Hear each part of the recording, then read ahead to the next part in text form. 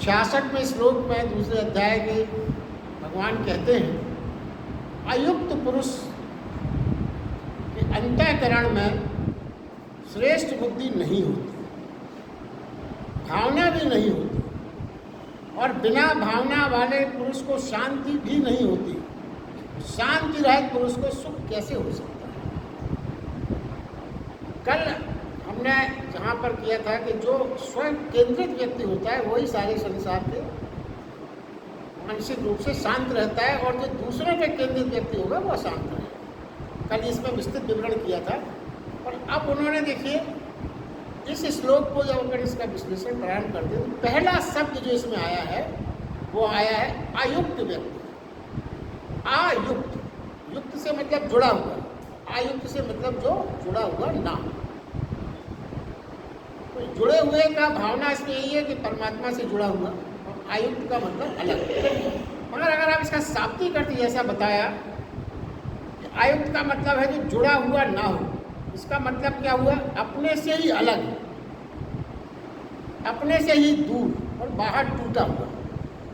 आयुक्त जुड़ा हुआ ना हो जो। लेकिन अगर शाब्दिक अर्थ के हिसाब से सोचें तो कोई अपने से कैसे टूट सकता है? और यदि मान लें कोई अपने से टूटा तो फिर तो वो दो पार्ट में हो जाएगा। एक पार्ट उसका वो जो अलग हो गया और दूसरा पार्ट वो जो छूट गया है। तो ये तो संभव नहीं है, भौतिक रूप से ये संभव नहीं हो सकता। मगर भगवान कृष्ण ने कहा है तो फिर क्यों कहा है वो हमें समझना होगा। भौतिक रूप से तो ये संभव नहीं है, ये सिद्ध है बात। मगर विचार से, भाव से, ऐसे संमोहन से फट सकता है व्यक्ति कि अपने आप से टूट गया। कैसे? भाव से, विचार से, और ऐसा सम्मोहन भी उसको हो सकता है कि वो अपने आप से टूट जाए। देखिए, अगर इसको हम कई प्रकार से समझने की कोशिश करेंगे आगे, तो पहले तो आप इस तरह से समझें कि जैसे मान लीजिए आप अपने शहर इंदौर में हैं, रात में सो रहे हैं आप, और सुबह आपको कोई बहुत आवश्यक कार्य है, बहुत ज़रूरी आपको कहीं जाना है, और स्वप्न में आपको क्या दिखाई पड़ता है कि आप झांसी पहुंच गए, शिवपुरी पहुंच गए, और आप सपने में घबरा जाएंगे। घबराहट होगी कि हमें तो इंदौर में बहुत ज़रूरी काम था, हम ये झांसी आ गए, अब कैसे होगा हमारा काम, कैसे पहुंच पाएंगे। और सुबह नींद खुलती है जब आपकी, तो आपको महसूस होता है जैसे आप लौटकर इंदौर आ गए। अब देखिए, सच क्या है कि आप तो गए ही नहीं थे, कहीं नहीं गए थे आप, मगर आप इंदौर में ही हैं। फिर लौटे कहाँ से? क्योंकि आप गए ही नहीं थे, तो लौटने का तो प्रश्न ही पैदा नहीं होता। तो क्या है? ये मात्र आपका भ्रम है। तो देखिए, आयुक्त तो कोई होता ही नहीं है। आयुक्त तो अलग से फिजिकली वो तो संभव नहीं, मात्र भ्रम हो जाता है। युक्त पुरुष वह है, अब देखिए, युक्त पुरुष वह है जो इस स्वप्न से जागा हुआ है। उसने जाना है कि हम अपने आप से कभी अलग हो ही नहीं सकते, हो ही नहीं सकते। अब वो कहना क्या चाहते हैं? ये है कि अपने मूल स्वभाव से अलग हो जाना ही अयुक्त हो जाना है। तो देखिए, आपका मूल स्वभाव क्या है? प्राणी का जो मूल स्वभाव है वो सिर्फ और सिर्फ प्रेम में रहना ही है। मूल स्वभाव का तात्पर्य ये होता है कि जिस स्वभाव में आप बड़ी आसानी से 24 घंटे भी रह सकते हैं, हमेशा रह सकते हैं, वो ही आपका मूल स्वभाव है। और बाकी देखिए, आप सोचते भले ही हमारा जरा ध्यान करें, क्रोध में, किसी प्रकार के और तनाव, आप 24 घंटे नहीं रह सकते, थोड़ी देर रहेगा अल्टीमेटली। मगर मूल जो प्रेम आपका स्वभाव है उसमें आप बहुत लंबे समय तक, क्या पूरा जीवन भी आप चाहें तो काट सकते। मगर उस स्वभाव से जब आप अलग हुए तो इसका मतलब क्या हो गया? आप अयुक्त हो। तो मूल स्वभाव से अलग हो जाना ही अयुक्त होना है। अब देखिए, यहाँ पे हम थोड़ा सा एक विचार और कर लें कि हमारा मूल स्वभाव प्रेम है। प्रेम के बारे में जो भगवत गीता में आगे ये सब आएगा, मगर हम आज उसकी अलग से चर्चा इसलिए कर रहे हैं कि आपको कुछ बातें बहुत अगर स्पष्ट हो जाएंगी तो जीवन जीने में आपको बहुत सरलता से महसूस होगी। प्रेम एक ऐसा शब्द है कि सबके प्रति प्रेम स्वभाव में ये कैसे संभव है हमारे लिए। तो देखिए, भगवान कृष्ण ने आगे बहुत अच्छी विवरण इस बारे में दिया है कि इसका अभ्यास आपको करना पड़ेगा जिससे आप सबसे प्रेम कर सकें।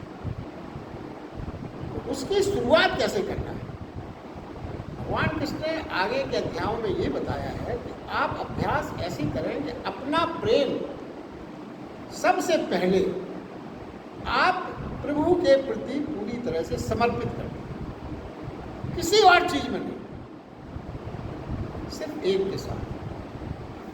मगर हमें तो संसार में रहना, एक के प्रति, भगवान के प्रति प्रेम करके फिर तो हमारा सब काम रुक जाएगा ना। तो उसके आगे उन्होंने फिर बताया, जब आपकी मन स्थिति ऐसी हो जाए कि प्रभु के प्रति जितने भी आपके अंदर प्रेम के भाव थे आप सब समर्पित कर दें एक के प्रति, फिर उस एक को आप अनेक करें। कैसे अनेक करें? अनेक करने का क्या मतलब है? अनेक करने का मतलब यह है उस प्रेम को आप अनेक करें और संसार के प्रत्येक प्राणी में उसी प्रेम का रूप देखना प्रारंभ कर दें। मतलब प्रत्येक प्राणी में आप परमात्मा का रूप देखना प्रारंभ कर दें। तो फिर क्या होगा, धीरे धीरे, ये अभ्यास की बात है, जो बहुत उच्च स्तरीय संत इसी साधना को करते ही हैं, जिसके बारे में आप सब ने कल्पना करेंगे तो पता सबको है ये बात। फिर क्या होगा, धीरे धीरे आप जो प्रेम आपका परमात्मा के प्रति था, संसार के प्रत्येक व्यक्ति में उसकी झलक देखने के कारण उससे भी आपको उसी तरह का प्रेम मिलेगा। तो ये है प्रेम में रहना। अब इसके और आगे एक पॉइंट आता है। देखिए, ये प्रश्न जब तक आप हर चीज को एनालाइज नहीं करेंगे तो गीता आपके जीवन से कैसे जुड़ी है ये महसूस नहीं हो पाता। अब देखिए, अगर आप ये कहें कि अगर हम सब में समान रूप से प्रेम देखने लगे तो समानता में तो हमारे पारिवारिक संबंध भी तो हैं, पति है, पत्नी है, बेटा है, बेटी है, रिश्तेदार हैं, मित्र हैं, तो उनको हम कोई स्पेशल कैटेगरी नहीं देंगे क्या? क्योंकि वो तो हमारे परिवार के लोग। आपने ये कह दिया कि सब में एक सा परमात्मा दिखे, तो जो हमें दूसरों में दिख रहा है वही अपने बेटा, बेटी, पति, पत्नी में भी दिखेगा। तो फिर इसका क्या मतलब हुआ? क्या हम हर किसी को उतना प्रेम देने लगे जितना हम अपने बेटा, बेटी, पति, पत्नी में देते हैं? तो फर्क कैसे करें? भगवान कृष्ण ने हर चीज का उत्तर दिया है, बशर्ते आप गीता में उत्तर खोजने में सक्षम।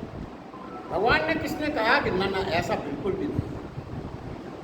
आप उनसे अधिक प्रेम इसलिए करें, स्वाभाविक है प्रेम होना, स्वाभाविक है कि मैंने तुम्हें कुछ दायित्व सौंपे हैं, दायित्व, पारिवारिक दायित्व सौंपे, बेटे के प्रति, पत्नी के प्रति, वो तुम्हें स्पेशल रोल दिया गया है, तो वो तुम्हें मेरा दिया गया रोल मान के निभाना है, मगर उसमें लिप्त नहीं होना है। जीवन को आप मात्र एक लीला समझें। जैसे देखिए, और अगर इसको समझ में आ जाएगा आपको, जैसे एक फिल्म चलती है 3 घंटे 4 घंटे की, कोई पिक्चर आप देखते हैं, उसमें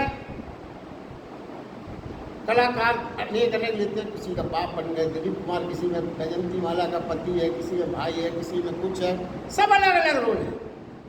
थोड़ी देर चलता है, जहाँ वो पिक्चर पूरी हुई या शूटिंग जब चलती है उतने दिनों की, मान लीजिए अपन तो 3 घंटे में देख लेते हैं, शूटिंग चलती रहती है तो उसमें उनकी पत्नी है, किसी में बहन, शूटिंग हुई, अपने घर गए, सब संबंध समाप्त। ऐसा तो नहीं है कि अगर किसी की हेमा मालिनी से शूटिंग के दौरान शादी हो जाए तो वो उसको अपनी पत्नी थोड़ी मान लेगा। ऐसा ही जीवन है, वो ऐसा ही जीवन जीने का भगवान कह रहे हैं।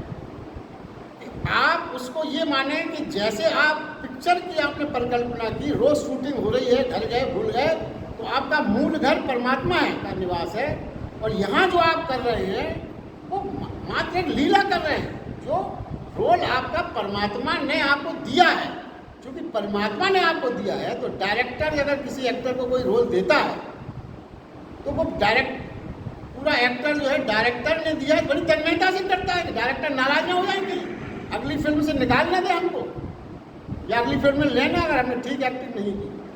तो अब हमारे डायरेक्टर यहाँ कौन है संसार में? हमारे डायरेक्टर है परमात्मा। परमात्मा नाराज ना हो जाए ये तो हमको पहले ही सोचना पड़ेगा। तो उसने हमें जो काम दिया है वो हमें करना है, बस इससे ज़्यादा कुछ नहीं। वास्तविक संबंध हमारा देखिए, और हम सनातन धर्म में ये परिकल्पना भी करते हैं कि किसी के घर किसी की डेथ हो जाती है और फिर बिटिया के यहाँ कोई बिटिया हुई तो अपन कहते हैं नानी आ गई, दादी आ गई, कहते हैं। इसका मतलब ये संबंध कोई वास्तविक नहीं है। आज इस जन्म में जो आपका बेटा है, हो सकता है अगले जन्म में वो आपका दादा हो जाए। तो वो ये जैसे फिल्मों में होता है, कहीं कोई बाप बना है तो अगले पिक्चर में वो उसका भाई बन जाए, फिर अगले पिक्चर में कुछ और बन जाए, रोल बदलते रहते हैं। उसी की परिकल्पना करिए। जीवन ऐसा ही मान के अगर आप चले तो क्या होगा? ये जो प्रेम के साथ जो मोह रूपी बीमारी होती है, मोह रूपी बीमारी, उससे अगर बच जाए, क्यों? फिर तो भगवान ने काम दिया, कर रहे हैं, इससे ज़्यादा कोई मतलब ही नहीं। काहेगा मोह? मोह जब होता है जब हम चीज़ों को स्थायी मान लेते हैं, ये संबंध तो हमारा स्थायी है, छीन ही नहीं सकता, मिट ही नहीं सकता। हाँ, गलती हो जाती है। तो भगवान कृष्ण ने आगे ये कहा है कि जो देखिए उनमें भावना भी नहीं, जो आयुक्त पुरुष है उसमें भावना भी नहीं। अब भावना के बारे में अगर आपसे हम कहें या कोई कहे कि आप भावनाशील नहीं है, तो आप तो बहुत बुरा मान जाएंगे। वाह, हम भावनाशील नहीं है, जैसे आपने कह दिया हमको हम भावनाशील नहीं है। मगर कृष्ण भगवान की जो परिभाषाएं हैं वो इतनी सटीक है कि अगर आप उसको अभी सुनेंगे तो आपको लगेगा कि वास्तव में बड़ा कठिन है भावना रखना। देखिए, एक छोटे सा दृष्टांत आपको सुनाता हूँ। एक परिवार में एक पत्नी का, किसी की पत्नी का स्वर्गवास हुआ। छोटा लड़का था उसका। स्वर्गवास होने के बाद लड़का कुछ दिनों के बाद बीमार पड़ गया, बहुत देखभाल, पिता नेचुरली बहुत घबराया, चिंता किया। फिर उसको याद आया कि बेटे की जब जब तबीयत खराब हो जाती थी, एक दवाई थी जो पत्नी अपनी अलमारी से निकाल के उसको देती थी, तो इसका बुखार उतर जाता था। उसने कहा पत्नी तो है नहीं स्वर्गवास, चलो हम ही ढूंढते हैं। उसने जाके अलमारी में दवाई खोजना प्रारंभ की। दवाई खोजना प्रारंभ की तो उसमें से दवाई खोजते खोजते कपड़ों के नीचे से लिफाफा गिर पड़ा, बंद लिफाफा, और उसमें उसके पति का नाम लिखा था और द्वारा पत्नी का नाम लिखा था। उसने कहा ये बंद लिफाफा पति पत्नी कब लिखे, मैंने पता ही नहीं मुझको। उसने वो लिफाफा खोला, पढ़ना शुरू किया। उसमें लिखा था कि मेरा अंतिम समय आ गया है, मुझसे एक बहुत बड़ी भूल हो गई जो मैं मरते समय लिख के जा रही हूँ, जिससे मेरे पाप का प्रायश्चित हो सके। ये जो लड़का है ये वास्तव में आपका नहीं, इसको मैं स्वीकार कर, क्षमा कर। अब देखिए, जो बाप अपने लड़के को देख के तड़प रहा था, दवाई खोज रहा था, बहुत परेशान था, उसकी भावना एकदम चेंज हो गई। लड़के का उसने मुंह नहीं देखा। अब ये क्या है? आप भावनाशील हैं क्या? देखिए, वो कहना क्या चाहते हैं ये समझने की बात है। हमारी भावनाएं, अब देखिए एक कहानी और आपको सुनाते हैं। आपने सुना होगा, रूस का एक बहुत बड़ा राइटर है टॉलस्टॉय, बहुत फेमस राइटर है। उसने अपनी एक कहानी लिखी, और वैसे वो अपनी जो पुस्तक है उसमें उसने ये बताया है कि वो एक राजशाही परिवार का सदस्य था खुद, और उसने अपनी माँ को देखा था, जिसके उसने ये थीम दी कि मैंने ये कहानी जो आपको सुनाना है वो किस आधार पर लिखी। उसकी माँ या परिवार की, जिसका वो बेटा था वो भी राजशाही परिवार की थी, वो थिएटर में जब जाती थी कोई नाटक देखने, तो उसके दृश्यों को देख के इतनी ज़्यादा वो हो जाती थी, कोई भावक दृश्य आता था कि आंसू गिरते थे, तो नौकर लोग रुमाल खड़े मिले देते थे, वो आंसू गीले हो जाते थे रुमाल से आंसू। मगर बाहर उसमें बर्फ़ गिरती थी बहुत तेज। ये आदेश था कोचवान को कि पता नहीं इनको माताजी को कब नाटक पसंद ना आए, बाहर आया, तो कोचवान बिल्कुल गाड़ी तैयार रहना चाहिए, ढीले नहीं होना चाहिए कि कहाँ गया क्या हुआ। लो तो कोचवान उसमें बैठा ही रहता था, बर्फ़ गिर रही हो या कुछ भी गिर रही हो, उसकी ड्यूटी वहाँ रुकना ही है। एक बार वो टॉलस्टॉय ने लिखा कि जब मेरी माँ बाहर आई तो मैंने देखा, चूंकि वहाँ कोचवान को हटने की बात थी, नहीं थी आदेश, कोचवान बर्फ के कारण मर गया। और ऐसा वहाँ कई बार हो चुका था, और जहाँ वो मरा उसको हटा के दूसरा कोचवान ड्यूटी लगा दी, और मेरी माँ ने कोई रिएक्शन नहीं किया। थिएटर में आंसू आ रहे।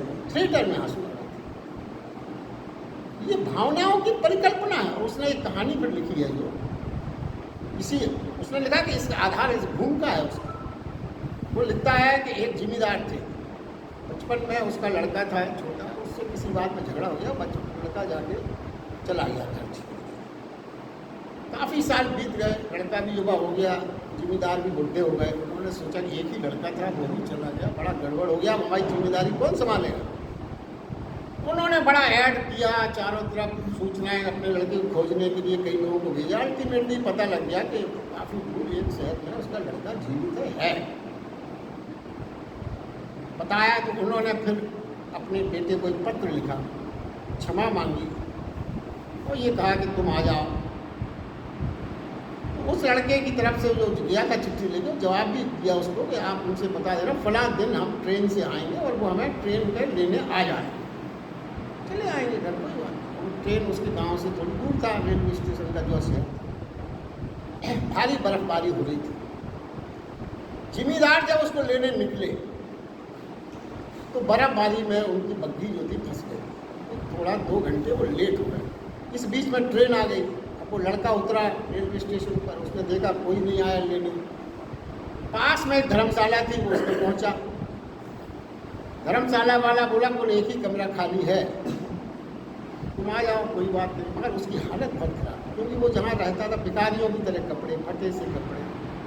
मगर उसने सोचा कि कमरा खाली है, बेचारा कहाँ जाए।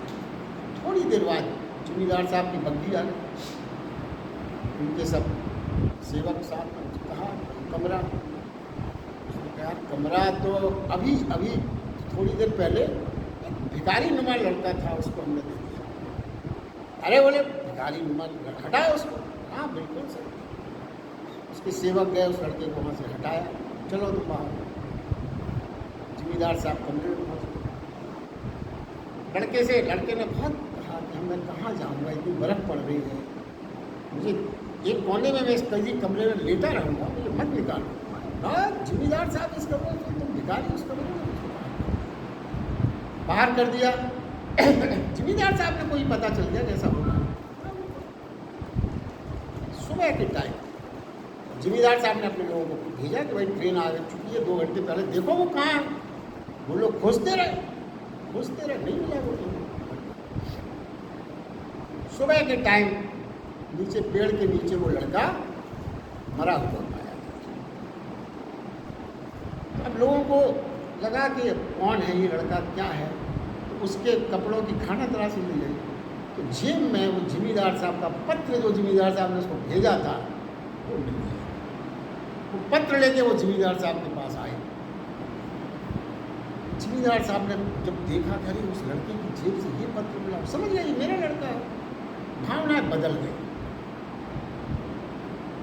ये है, ये कहानियाँ ये है। इसलिए आपको दृष्टांत मैंने ये इसमें शामिल किए हैं कि हम अपने आप को बहुत भावनाशील समझते हैं। क्यों? क्योंकि हम अयुक्त प्राणी हैं। अगर हम युक्त प्राणी होते तो हम सबसे प्रेम कर रहे होते। जैसा मैंने शुरू में प्रेम का आपको बताया था कि प्रेम को एक से अनेक करके सब में उसके दर्शन करो। यदि वो प्रेम युक्त प्राणी में होगा, सिर्फ युक्त प्राणी में ही होगा, अयुक्त में नहीं होगा, तो जो भावना है वो अयुक्त प्राणी में हो ही नहीं सकती, सिर्फ युक्त प्राणी में ही होगी। अगर वो जिम्मेदार साहब युक्त प्राणी होते तो प्रेम में उस लड़के को निकाल नहीं सकते थे। तो आप अब अपने जीवन को जो भी चल रहा है उसमें इस बातों को सोचें। किसी का एक्सीडेंट देख के हम पहले ये देखते हैं कि हमारा परिचित तो नहीं है, कहीं परिचित नहीं है, कोई मतलब नहीं, चल देते हैं। यही भगवान समझाने की कोशिश करते हैं। अपना दिल तभी पसीजेगा, दहलेगा जब अब प्रत्येक व्यक्ति में आप युक्त होकर परमात्मा के दर्शन करने के भाव पैदा कर सकें, तभी आपके अंदर भावना है ऐसा माना जाएगा। वरना आपको हमको स्वीकार करना पड़ेगा कि हम भावनाशील नहीं हैं। अब आगे किस लोग भगवान कृष्ण कहते हैं, नाव चल रही है, आंधियों के झोंके उसे डामाडोल करते हैं। निश्चित है, अपन सब इसका अनुभव है। बहुत तेज अगर आंधी आ गई तो नाव डूब भी सकती है, इतना तो हम सबको अनुभव है। आगे कहते हैं कि वैसे ही है अर्जुन, जिसके चित्त की शक्ति विषयों की तरफ विक्षिप्त होकर भागती है, उसका मन आंधी तूफान बन जाता है। कल जो अपन ने पतन के बारे में समझा था, उसी को आप पुनः ध्यान में लाएं। किसी चीज़ को हमने देखा और अपनी चित्त की पूरी शक्ति उस विषय की तरफ दौड़ पड़ी, विक्षिप्त होकर उसको पाने की लालसा में, तो क्या होगा, मन आंधी तूफान बन जाता है। इसका अनुभव या तो सबको खुद व्यक्तिगत होगा या आप कल्पना कर सकते हैं। तो देखिए, और उस तूफान में क्या हुआ, शांति। जैसे वहां तो नाव डूबी थी, यहां क्या डूब जाएगा, मन की शांति, समाधि, स्वयं की नाव भी डूब जाती है। अब देखिए, वो ये कहते हैं आंधी तूफान जो नाव में आ रहा है वो तो प्राकृतिक है, वो तो प्रकृति से चल रहा है, हम उसको कुछ नहीं कर सकते। आ रहा है तूफान तो आप क्या करोगे, तूफान से बचाव कर सकते हैं, मगर तो क्या है, आंधी तूफान बिल्कुल न चले तो नाव नहीं डूबेगी। मूल बात ये समझें, नाव को लेकर सोचें कि आंधी प्राकृतिक रूप से चल रही है, हमारा रोकना संभव नहीं है, मगर मन की आंधी को हम रोक सकते हैं। प्राकृतिक जो आंधी चल रही है उसको तो नहीं रोका जा सकता, मगर मन की आंधी को हम रोक सकते हैं। क्यों, कैसे, क्यों, उसे तो हम ही चला रहे हैं। आपके मन में जो आंधी उठ रही है विषय को देख के पाने की, उसे कौन चला रहा है,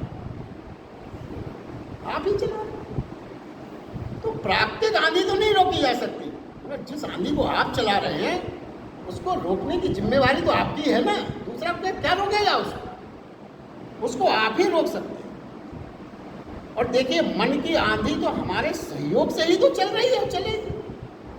हमारा मन उस आंधी को सहयोग दे रहा है, तभी तो चल रही है आंधी। तो करना मात्र यह है कि हम न चलाएं तो रुक जाए, बहुत सिंपल है।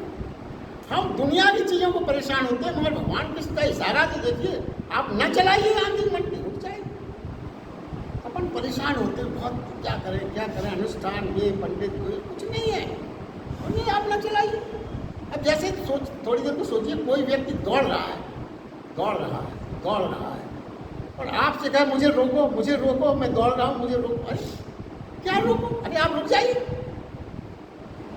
मुट्ठी आप बंद किए हैं, मुट्ठी आप कह रहे खोलिए मेरे मुट्ठी। अरे आप खोल लीजिए, ये तो आपको करना पड़ेगा, दूसरा क्या कर सकता है इसमें।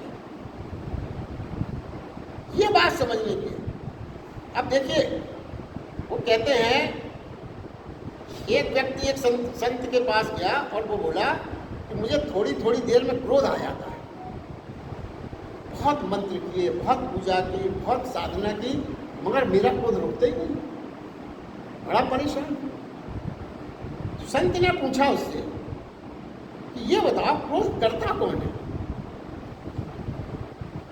करता तो मैं ही हूं, कोई नहीं करता, करता तो मैं ही। क्रोध आपका क्रोध है तो कौन कर रहा है? आप ही कर रहे हो।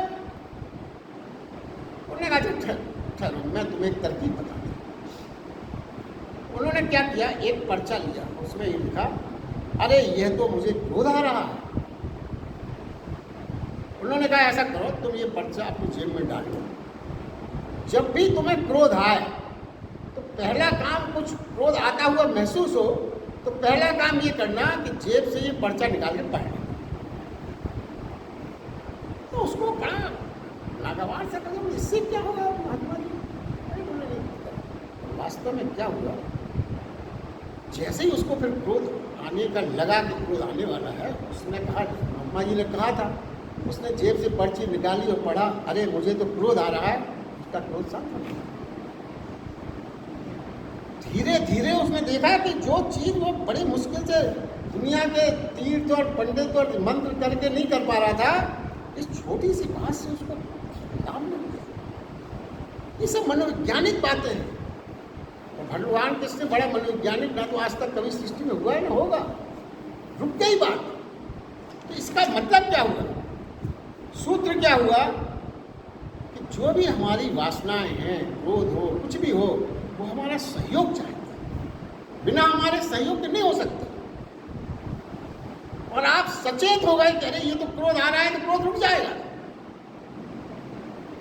सचेत होने की बात है। और निर्वसना निर्वासना किसकी होती है? जो असहयोग करते हैं।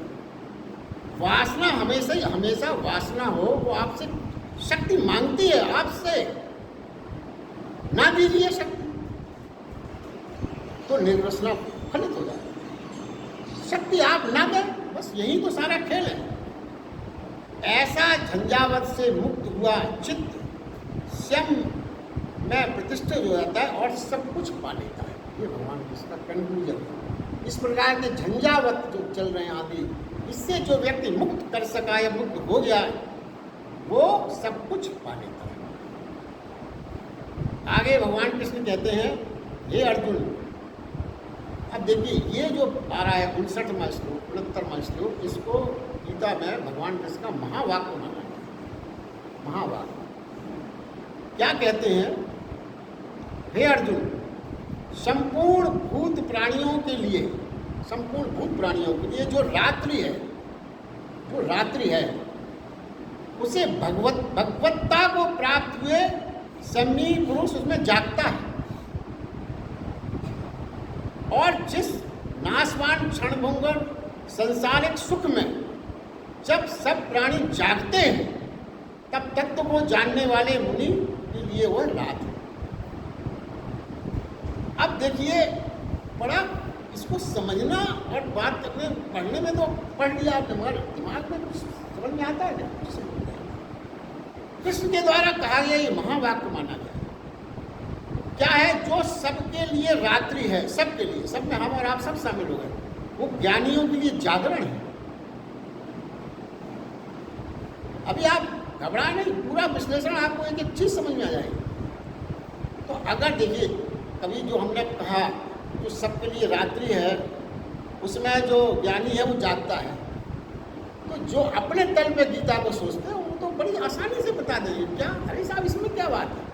हम सोते हैं, हमारा गार्ड जागता है, जब हम जागते हैं तो हमारा गार्ड सोता है, बस खत्म। ये आप अपने तल पे, गीता की व्याख्या आप अपने तल पे करेंगे तो गीता के साथ बड़ा अन्याय होगा, ये ना करें। देखिए क्या कहते हैं, देखिए हुआ क्या, बुद्ध भगवान के एक बड़े भाई थे आनंद, जब वो उनके साथ गए तो उन्होंने ये कहा कि मैं आपके दीक्षा लूँगा, सब करूँगा, 24 घंटे आपके साथ मुझे रहना है, ये शर्त आपको मानना पड़ेगा। मुझे देखना चाहते थे कि करते क्या है। अब भाई थे, उन्होंने ठीक है भाई, तुम भाई हो, चलो आ जाओ, दीक्षा लो, मगर रहो हमारे साथ, कोई बात नहीं। अब उन्होंने क्या देखा, भाई थे, पूरी रात बुद्ध एक करवट लेके सोते थे, कोई करवट ही चेंज नहीं करते थे, जैसे लेट गए वैसे लेट गए। तो उन्होंने बुद्ध से पूछा ये क्या है, आप तो बिल्कुल हिलते डुलते भी नहीं, सब एक तरफ जहाँ गए सेट हुए, बस पूरी रात बीत जाती है, ये कुछ समझ में नहीं आया। तो बुद्ध ने जो उत्तर दिया ये पुस्तकों में है। उन्होंने कहा जब से अज्ञान टूटा है मेरा मात्र शरीर सोता है, मैं नहीं सोता। ये बुद्ध का उत्तर है, उन्हीं की पुस्तक जो है उसी से मैंने दिया है। कृष्ण कहते हैं, अब देखिए अब थोड़ा सा मिलाइए, कृष्ण कहते हैं जो सबके लिए अंधेरी रात्रि है ज्ञानी उसके लिए वो जागरण है। अब बुद्ध के स्टेटमेंट से आप थोड़ा उसको मिलाने का प्रयास करें। अब अगर आप को फिर भी नहीं मिला पाए, देखिए उदाहरण और आपके सामने रखता हूँ। एक माँ अपने छोटे से बच्चे को लेकर सो रही है। रात में उसके घर के सामने से बारात निकलती है, ढोल नगाड़े बजते हैं, बाजे बजते हैं, तूफान आ जाता है, उसकी नींद नहीं। मगर वो बच्चा जैसे ही थोड़ा सा कुनमुनाता है, थोड़ा सा रोता है, ये सोचने की बातें हैं, मनोवैज्ञानिक बातें हैं। थोड़ी सी हलचल उसे जगा देती है बच्चे की, और बैंड बाजे की आवाज़ उसको नहीं जगा पाती। आंधी तूफान बाहर आता है उसको नहीं जगा पाती, मगर बच्चे की थोड़ी सी हलचल हो जाती। इसका मतलब क्या हुआ? इसका मतलब ये हुआ कि माँ सो रही थी मगर उसका कहीं न कहीं एक हिस्सा जाग रहा था।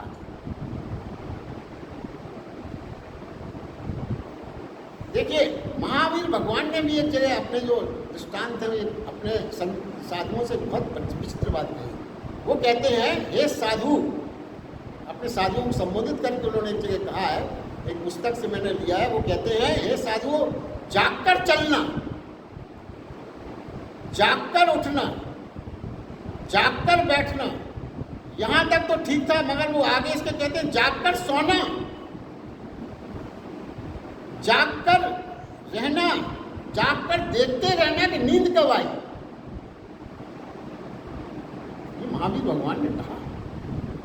अब देखिए, अब इसको बड़ा विचित्र लगता है ये सब बात, मगर देखिए क्या है, नींद आना। अब आप कल्पना करिए अपने जीवन में नींद आना कहाँ देख पाते हैं? किसी ने आज तक नींद आते हुए देखा है क्या? संभव ही नहीं। हम रोज सोते हैं मगर इस प्रश्न का उत्तर नहीं दे सकते। रोज सोते हैं हम मगर कुछ प्रश्नों का उत्तर नहीं दे सकते कि नींद क्या है, कैसे आती है, आते वक्त उसकी शक्ल क्या होती है, रूप कैसा है, हमारे भीतर क्या उतरता है कि नींद आ जाती है। जैसे शाम उतरती है, सूरज उगता है, अपन देख रहे हैं, हमारे भीतर क्या उतरता है। आप कहेंगे हमें कुछ नहीं पता, क्योंकि हम जब तक जाते रहते नींद आती नहीं, और सुबह जब हम उठते हैं जब तक नींद जा चुकी होती है।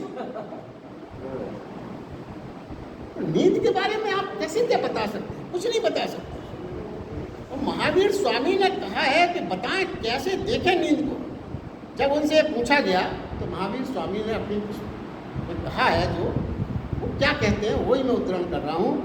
सोते समय रोज प्रार्थना करें मन से कि मैं उसे देखूं। रोज करें, महीनों निरंतर करते रहें प्रार्थना कि मैं नींद को देखूं, मैं नींद को देखूं। अचानक किसी दिन आप पाएंगे कि नींद उतर रही है और आप देख सकते हैं। ये उनके शब्द हैं। अब उस स्तर की साधना हम और आप कर पाएँ ये बड़ी कठिन बात लगती है, मगर उन्होंने जो कहा है वही मैं आपको लिख रहा हूँ।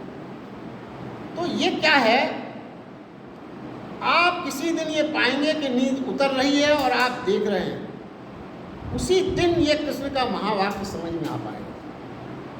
देखिए फिर इसके आगे क्या होगा। जिस व्यक्ति ने नींद को जागकर देख लिया, जिस व्यक्ति ने नींद को जागकर देख लिया, वही व्यक्ति मृत्यु को भी जागकर देख सकता है। इसीलिए ये महावाक्य। देखिए अब इसको और सरल तरीके से, ये तो महावीर भगवान के कथन है, थोड़े से अपन को कॉम्प्लिकेटेड लगेंगे, मगर अपने जीवन में क्या घटित होता है वो अपन समझते हैं। देखिए क्या है, बिल्कुल आपसे ही जुड़ी हुई बात। जब हम चलते हैं तो एक नींद का घेरा ओरा रहता है हमारे पास, तो आप कहोगे कि नहीं ऐसा थोड़ी होता है, होश रहता है। कैसे? अटका रहता है नींद का घेरा हमारे चारों ओर, और कोई जागा हुआ पुरुष चलता है, इससे आपको समझ में आएगा। जागा हुआ पुरुष चलता है तो प्रकाश का जागरण का घेरा उसके साथ चलता है।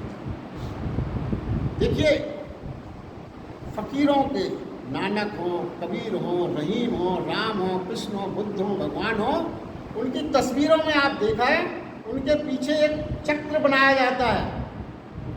हमारी आपकी तस्वीरों में नहीं बनाया जाता, उनकी तस्वीरों में एक चक्र बनाया जाता है। आसपास एक गोल चक्र चलता रहता है, फोटो में भी आपने देखा। वो कोई मिथ नहीं है, ऐसे नहीं बना दिया गया। क्यों बनाया गया ये अपन ने कभी सोचा नहीं है, मगर वो चलता है। मिथ बनाया, क्यों बनाया गया?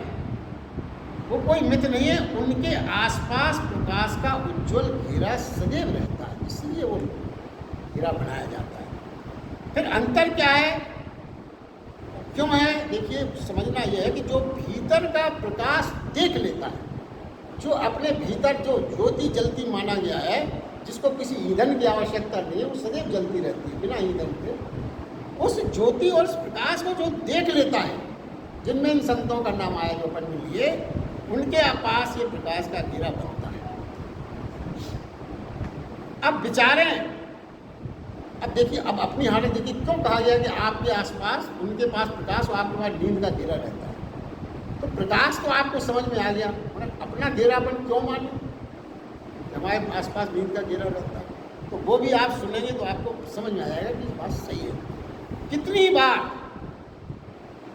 जीवन में, कितनी बार आप बोलने, कुछ कर जाने पर, कुछ रिएक्ट करने पर पछताते हैं। कोई ऐसा प्राणी नहीं है किसी से कुछ बोलने के बाद, कुछ करने के बाद, कुछ रिएक्ट जो आप कर देते हैं बहुत सी चीज़ों का, बाद में पछतावा होता है, क्यों हो गया है। समझें, जिस चीज़ में आप पछताए, इसका मतलब क्या हुआ? उस समय आप नींद में थे, होश में थे, मूर्छित थे, तभी तो आप पछता रहे हैं। तो लग तो ये रहा था कि हम जो कुछ भी कर रहे हैं जागते हुए कर रहे हैं, क्योंकि आप कुछ करोगे तो जाग रहे हैं, आप तभी तो सो तो नहीं रहे। मगर वास्तव में क्या है, आप उस समय सो रहे थे। देखने में तो जागे हुए महसूस हो रहे थे, मगर आप वास्तव में सो रहे थे। नींद में चलते लोग, हम नींद में चलते हुए लोग ही हैं हम सब। कैसे? आगे और समझिए। वही क्रोध, वही काम, वही दुख, वही पीड़ा, वही चिंता मशीन की तरह हम रोज दोहराते हैं। वही काम, वही चिंता हम रोज दोहराते हैं। कोई जागरण नहीं, कोई बदलाव नहीं होता, बस किए जा रहे हैं, होता जा रहा है। कैसे होता जा रहा है? क्योंकि हम नींद में, इसलिए होता जा रहा है। जागरण में होते तो ये दोहराते नहीं, क्योंकि एक बार अगर आपको समझ में आ गया कि क्रोध करना गलत है, आप पछता चुके। पछताने का मतलब ये है कि भविष्य में आपको क्रोध नहीं करना चाहिए, मगर सुबह पछताते हैं और शाम को फिर।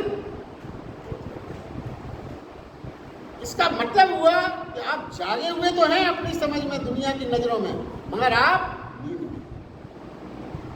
जागरण होने पर जागृत व्यक्ति फिर ऐसा व्यवहार नहीं करेगा, फर्क पड़ जाएगा। अगर वास्तव में आप जाग गए तो फिर फर्क पड़ जाएगा आपके व्यवहार में। और फिर क्या होता है, नींद वाला व्यक्ति जो है वो हमेशा अहंकार में रहेगा।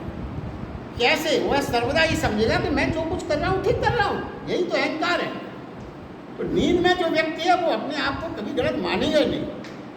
तो अब आप देखिए, और एक सरल उदाहरण से आपको समझने का प्रयास कराते हैं। जैसे मान लीजिए आप उत्तेजित हैं, क्रोध में हैं, किसी वजह से, किसी व्यक्ति ने आपसे कुछ कह दिया, कोई बात, तभी तो आपको क्रोध आता है, आप उत्तेजित हैं। अब आप उस कंडीशन में कार चला रहे हैं, गाड़ी ड्राइव कर रहे हैं, आपका एक्सीलेटर आप बहुत ज़्यादा दबाएंगे, किया होगा आपने, मगर आपको महसूस नहीं होता। आपका एक्सीलेटर ज़्यादा दबेगा, जितना दबा के चलना चाहिए। कभी कभी देखते हैं आप गुस्से में होता, गाड़ी एकदम तेज, मतलब बहुत तेजी से भागती। तो एक्चुअली समझने का कोशिश करिए, आप एक्सीलेटर नहीं दबा रहे हैं, आप उस व्यक्ति को दबा रहे हैं जिस पर आपका क्रोध है, जिस पर आप क्रोधित हुए उस व्यक्ति को आप दबा रहे हैं, एक्सीलेटर नहीं दबा रहे हैं। ये समझना है, यही तो नींद है, आपको समझ में नहीं आता। यदि अगर अपन नींद में ना हो तो ऐसा ना करेंगे अपन। क्या है, संयमी ज्ञानी व्यक्ति इस भांति नहीं सोता, जागा रहता है, स्वभावतः जागकर वैसा व्यवहार नहीं करता जैसा सोया हुआ आदमी करता है। तो क्या है, जागरण का केंद्र है इगोलेस, निरंकार भाव, जो जागरण के केंद्र है। सोया व्यक्ति, सोया आदमी होता है मैं, जागा हुआ होता है ना मैं और ना मैं का फर्क जो है, सोए हुए व्यक्ति में मैं है, मैं हूँ, और जो जागरण व्यक्ति है वो ना मैं, यही फर्क है। तो जागरण आदमी के अहंकार का विसर्जन है, सूत्र है ये जो निष्कर्ष निकलते हैं। जागरण, अगर आप जाग गए तो आपके अहंकार का विसर्जन है, नींद में, निंदा में आदमी अहंकार का संग्रहण है, ये फर्क है। 5 मिनट अपन लास्ट श्लोक जो इस अध्याय के हैं वो अपन ले रहे हैं, इसके बाद इस अध्याय का पूर्णता हो जाएगी। देखिए, सबसे महत्वपूर्ण संदेश इस अध्याय का अंतिम श्लोक में कहा गया, जो अंतिम श्लोक अपन ले रहे हैं, वो ये कहते हैं कि स्थित प्रज्ञ, जो अपन ने इतनी चर्चा की है इस अध्याय में स्थित प्रज्ञ की, स्थित बुद्धि के बारे में, तो जो अंतिम श्लोक है उसमें भगवान के निष्कर्ष देते हैं कि स्थित प्रज्ञ व्यक्ति कौन है। वो है जो मुक्ति को प्राप्त हो गया, वो है जो ब्राह्मी स्थिति को प्राप्त हो गया। यानी ब्राह्मी स्थिति का मतलब क्या हुआ, जिसका मैं ना रहा, ब्रह्म हो गया। ये पूरा जो विवरण अपन ने कहा उसका उपसंहार या जो सार है वो यही है कि फिर मेरा अपना मैं ना रहा, ब्रह्म हो गया। स्थिर बुद्धि वाले का मैं रहेगा तो स्थिर प्रज्ञ नहीं हो सकता। तो तभी ये वाक्य कहा गया जो अपन ने अक्सर सुना, अहम ब्रह्मास्मि। तो अपन सोचते बड़ा घमंड कर रहा है अपने को ब्रह्म नहीं मानना, वो स्थिर प्रज्ञ की स्थिति में आ जाएगा तो ब्रह्म हो गया। वो मैं ना रहा, उसका अहंकार खत्म हो गया, तभी वो अपने आप को ब्रह्म कहना, वो ब्रह्म हो गया। अब क्या है, अब ये जो स्टेज भगवान ने बताई, इसके बाद की स्टेज, ये दो बातें यदि किसी में हो गई तो फिर उसमें संसार में रह रहा है वो, तो संसार में फिर वो कैसे रहेगा। अर्जुन ने इस अध्याय के प्रारंभ में ही पूछा था कि वो कैसे उठेगा, कैसे बैठेगा, कैसे चलेगा, ये बताएं। तो लास्ट में वो उसका उत्तर दे रहे हैं। वो कहते हैं कि संपूर्ण भोग तो उसमें समा जाते हैं, संपूर्ण भोग संसार के ऐसे स्थित ब्रह्म में समा जाते हैं, परंतु वो विकार रहित रहते हैं। अब ये कैसे संभव है, भोग भी हो और विकार भी ना हो।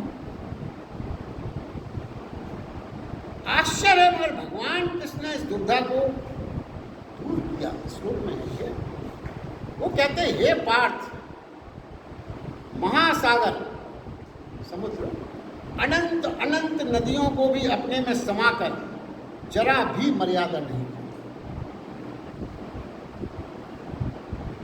परिवर्तित नहीं होता, ऐसा स्पष्ट है, ऐसा रहता है जैसे सागर में कुछ समाया ही ना हो, कोई फर्क नहीं। ऐसे ही व्यक्ति समस्त भोगों के बाद भी अपरिवर्तित रूप से भोगने के पहले जैसा ही रहता है, जैसे कभी भोगा ही ना हो। जो भोगते हुए भी भोगता न बने, भोगते हुए भी भोगता न बने, ये जो पूरी बातें हैं आपको समझ आएगी कि रस नहीं बना, जो अपन ने कल चर्चा इतने दिनों से अपन कर रहे हैं। तो भगवान कृष्ण यही तो बता रहे हैं, भगवान कृष्ण हमें अंतर यही है कि अपन ने विषय देख के अंदर रस बनाया, उन्होंने रस नहीं बनाया। That is the major and only difference. और वो जो स्थिति अब बता रहे हैं वो वही स्थिति बता रहे हैं जो अपन पहले डिस्कस कर चुके। तो वो कहते हैं, अब इसके बाद आप देखिए, और हो सकता है आज 5 मिनट ज़्यादा हो जाए, मगर अपन इसको समाप्त कर दें। हे पार्थ, इसके बाद उन्होंने जो श्लोक में कहा वो कहते हैं, हे पार्थ, तेरी मुक्ति की जिज्ञासा के अनुसार मैंने तुझे ये सब बताया। अब ये शब्द आ गया इसमें, क्या, तेरी मुक्ति की जिज्ञासा, अर्जुन से कह रहे हैं। तो यहाँ विचार करें, अर्जुन ने तो मुक्ति की कोई जिज्ञासा की ही कब थी? ना तो उसने मोक्ष की जिज्ञासा की, ना उसने तो युद्ध के बचने से उपाय की बात कर रहा था। वो मुक्ति तो वो चाहता था, मगर युद्ध से मुक्ति चाहता था। मोक्ष की अभिलाषा तो उसे थी नहीं, पर भगवान ने ये क्यों कहा? तेरी मुक्ति की जिज्ञासा के मद्देनजर मैं तुम्हें ये बात समझा रहा हूँ। तो क्या है, समझना ये है कि कृष्ण भगवान ने यहाँ से रूपांतरण प्रारंभ किया। पहला रूप, उसका लाभ ये है कि अर्जुन की जिज्ञासा को, जो अर्जुन की जिज्ञासा मूलतः युद्ध से भागने की, उस जिज्ञासा को ही उन्होंने मुक्ति की जिज्ञासा के रूप में रूपांतरित कर दिया। यही तो रूपांतरण है।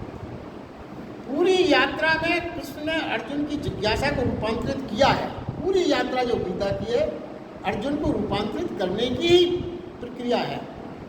धीरे धीरे क्या होगा, वो अभी शुरू हो गया कि युद्ध की बातें ही गौण हो गई। युद्ध रहा ही नहीं, अर्जुन तो कुछ और ही हो गया। उसकी पूरी चर्चा से लगेगा ही नहीं कि ये युद्ध की कुछ बात चल रही थी यहाँ पर। अब देखिए, जो अब ये तो भगवान कृष्ण अर्जुन की बात हो गई, पर गीता को जब तक हम अपने से न जोड़ें उसके समझने का आनंद ही नहीं। देखिए, अब इसको अपने से जोड़ते हैं। हम ये देख रहे हैं कि कृष्ण ने अर्जुन की जिज्ञासा को रूपांतरित किया। अब आज हमारे पास तो कृष्ण है, तो हमारा क्या होगा? तो पहली बात तो ये समझने की है कि कृष्ण तो आध्यात्मिक चेतना के रूप में सर्वदा हमारे पास है, सर्वदा आध्यात्मिक चेतना के रूप में। अंतर क्या है, अर्जुन इस चेतना को सुन पा रहा है, समझ पा रहा है, और हम सुन नहीं रहे, समझ नहीं रहे, बस यही है। और हम समझें तो रूपांतरण अभी इसी समय संभव है। अब देखिए, कुछ बातें हमें इसमें समझना है। पहली बात तो ये है, जो बिल्कुल अब ये जो आ रहा है 5 मिनट का, ये हमसे ही संबंधित है, हम और आपसे। हम संसारिक प्राणी हैं और संसारिक जिज्ञासा ही हमारे अंदर हो। संसारिक जिज्ञासा हमारे अंदर सबसे क्या है? धन प्राप्त करने की और पद प्राप्त करने की। यही संसारिक प्राणी की पहली जिज्ञासा है। और हम देख रहे हैं, क्या देखा आपने? देखिए, ये है कि धन और पद की ही जिज्ञासा होगी, ये कोई गलत नहीं है। देखिए, भगवान कृष्ण कहते हैं ये कोई गलत नहीं है यदि आपके अंदर धन और पद प्राप्त करने की जिज्ञासा है। ज़्यादातर अपने जो तथाकथित ज्ञान है उसमें यही बखारा जाता है कि धन और पद प्राप्त करना बड़ा गलत है, बड़ा मैल है, बड़ा वो है। मगर आप देखिए, यहाँ बिल्कुल सही बात कही गई कि धन और पद की यदि आप में जिज्ञासा है तो पहली बात तो आपके दिमाग में बैठाने की कोई गलत नहीं कर रहे हैं, सही है। तो मगर क्या है, क्यों गलत नहीं है कि प्रारंभ में धर्म की जिज्ञासा हमें हो ही नहीं सकती। ये प्राकृतिक रूप से संभव नहीं है। एक संसारिक प्राणी को डायरेक्ट आप कह दो कि धर्म की जिज्ञासा करो, आप ये छोड़ दो, नहीं, सुन लेगा, आदर के भाव से आप मतलब देख भी लेगा, कर नहीं पाएगा। क्या हो? अब देखें, अर्जुन की जिज्ञासा संसार की थी, युद्ध से भागने की, उसे रूपांतरित किया उन्होंने। अब हम समझें कि ये संभव होता ही है, थोड़ी सी बातें समझने की देर है। देखिए, क्या है कि हमारी जिज्ञासा क्या है? धन की खोज की। अब जरा सिर्फ इतना समझना है, सभी धन की खोज में है, मगर इतना विचारें कि हम धन की खोज में क्यों हैं? धन की खोज में है हम, इसमें कोई दो राय नहीं है, सभी है। मगर आप ये सोचो, धन की खोज में हम क्यों हैं? तो क्यों हैं? आंतरिक दरिद्रता को मिटाने की चेष्टा, पहला कारण। क्योंकि जब हम धन नहीं होता तो हम आपको अंदर से हम अपने आप को दरिद्र मानते हैं, दूसरे को देखते हैं, अरे हम तो बड़े दरिद्र हैं, अंदर ही दरिद्रता की भाव आ जाती है। तो इस आंतरिक दरिद्रता को मिटाने के लिए हम धन चाहते हैं, पहला कारण। अपने और अपने स्वजनों की सुरक्षा हेतु हम धन चाहते हैं। जीवन में निश्चितता प्राप्त हो हमको, इसके लिए हम धन चाहते हैं। जीवन में शांति आनंद का प्रादुर्भाव रहे, शांति और आनंद का, इसके लिए हम धन की इच्छा करते हैं। चिंताओं से मुक्ति हो हमारी, हम सोचते हैं धन हमारी चिंताओं को मिटा सकता है। तो ये चाह आपको कोई गलत नहीं। फिर पद की चाह क्यों है? सभी पद की चाह है, मगर ठीक और गहराई से सोचें कि क्यों है पद की चाह। हीन भावना से हम मुक्ति चाहते हैं। जब हमारे पास कोई पद नहीं होता तो हम बड़ी हीन भावना महसूस करते हैं, अरे वो तो इतने बड़े पद पे पहुँच गए, हम कहीं ना जा पाए। तो पद हम इसलिए चाहते हैं, हीन भावना मिले, आत्मसम्मान का गौरव हम पाना चाहते हैं कि हमारा भी सम्मान हो। एक प्रभावशील क्षमता को पाने की चाह रहती है सब में, जिससे हमारी प्रतिष्ठा के कारण सब लोग हमारी बात सुने। जब हमारा पद बड़ा होगा तो सब लोग हमारी बात सुनेंगे, आत्मसंतुष्टि प्राप्त होती है, जीवन सार्थक लगने लगता है, चाह है। इसके अतिरिक्त मेरी समझ में इसमें सारी बातें कवर हो गई। पद और धन हम क्यों चाहते हैं? अब देखिए विचार क्या करना है कि भगवान कृष्ण कहते हैं कि यह सब चाहत करना 100% सही है और होना भी चाहिए। फिर कृष्ण भगवान कहते हैं चाय पूर्ति के लिए जो माध्यम तुमने समझा है वहां भूल हो गई। क्या भूल हो गई? यही भूल है, यही भ्रम है। चाहते सही हैं मगर धन और पद से पूरी होगी, ये भ्रम है। चाहते हैं आपकी गलत नहीं है, मगर वो धन और पद से पूरी होगी, ये तुम्हारा भ्रम है, वो कहते हैं। और यही समझ जाना ही आपका रूपांतरण है। चाहे आप रखें मगर धन और पद से नहीं होगी, ये आपका भ्रम है, वो कहते हैं। और यही अगर आपने रूपांतरण कर लिया तो आपका भी रूपांतरण हो गया। समझ लें, ये सब आध्यात्मिक चेतना से, परमात्म चेतना से, ब्राह्मी जीवन से, यानी ब्रह्म होने से जो पूर्णता प्राप्त होगी वो स्थायी होगी, ब्रह्म नहीं, सत्य अनादि सर्वदा होगा। लेकिन जब मैं नहीं रह जाता तभी तो ब्रह्म आता है। फिर कोई चिंता नहीं, जब आप ब्रह्म आ गया, मैं खत्म हो गया, फिर कोई चिंता नहीं, कोई भ्रम नहीं, कोई चिंताएं नहीं, क्योंकि सारी चिंताएं मैं के साथ है। जब मैं ही मिट गया तो चिंता भी मिट गई, दुख नहीं रहेगा, क्योंकि दुख का कारण मैं है। कोई मृत्यु नहीं होगी क्योंकि मृत्यु का कारण मैं है। कोई जन्म नहीं होगा क्योंकि जन्म का कारण भी मैं है। अपन मैं को हर जगह जोड़े हुए, तो ये रूपांतरण होगा। अगर अपन ने ये समझ लिया कि इच्छाएं हमारी सब सही है, मगर ये जो है इनसे धन और पद से नहीं, ब्राह्मी स्थिति प्राप्त करने से ये आनंद जो हम चाहते हैं तभी प्राप्त होंगे, और वो आपसे छीन नहीं सकता। क्योंकि यदि धन तो छीनना नासमान है, छिनेगा ही, मगर ये स्थिति में जो आप चाहते हो वो आपकी मौलिक हमेशा पूरी होगी। तो देखिए अंत में सिर्फ एक 2 लाइन कह के आज की बात पूरी करते हैं। धन्य है वे। अर्जुन को क्या हुआ था? प्रथम क्या विषाद हुआ था। विषाद के बाद ही ये सब शुरू हुआ, रूपांतरण की बात है। तो वो कहते हैं धन्य है वे जो अर्जुन जैसे विषाद को उपलब्ध हुए। धन्य है, क्योंकि उनकी धन्यता से ही ब्राह्मी स्थिति तक पहुंचने का रास्ता। बहुत बहुत धन्यवाद। बहुत बहुत धन्यवाद। आज के लिए इतना पर्याप्त है। और